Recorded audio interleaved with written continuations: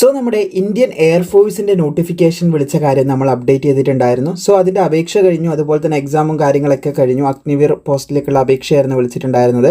ഇവിടെ നിങ്ങൾക്ക് ഈ ഒരു രീതിയിലുള്ള മെസ്സേജുകളൊക്കെ ഇപ്പോൾ വന്നിട്ടുണ്ടാകാം. അപ്പോൾ അതിൽ പറയുന്നത് നമ്മുടെ ആൻസർ കീ അതുപോലെ തന്നെ ഒബ്ജക്ഷൻ റേസ് ചെയ്യാനുള്ള ലിങ്കും കാര്യങ്ങളൊക്കെ ഇപ്പോൾ അവൈലബിൾ ആയിട്ടുണ്ട്. അപ്പോൾ അതങ്ങനെ ചെക്ക് ചെയ്യാൻ നമുക്ക് നോക്കാം.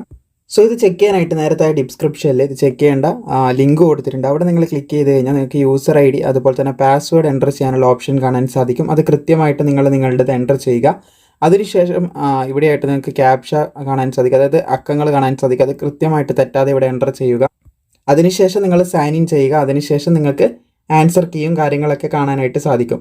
സോ അതിൽ എത്ര ചോദ്യങ്ങൾ നിങ്ങൾ ശരിയാക്കിയിട്ടുണ്ട്, എത്ര എണ്ണം തെറ്റിച്ചിട്ടുണ്ടെന്നുള്ള കാര്യങ്ങൾ മനസ്സിലാക്കാനും അതിനുശേഷം നിങ്ങളുടെ ടോട്ടൽ മാർക്ക് എത്രയാണെന്ന് മനസ്സിലാക്കാനായിട്ടും സാധിക്കുന്നതായിരിക്കും.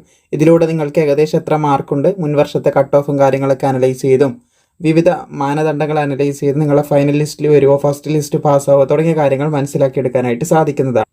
സോ ഈ ഒരു വീഡിയോ ഇഷ്ടപ്പെട്ടാൽ ലൈക്ക് ചെയ്യുക, മാക്സിമം സുഹൃത്തുക്കളിലേക്ക് ഈ കാര്യം ഷെയർ ചെയ്യാനും മറക്കേണ്ട.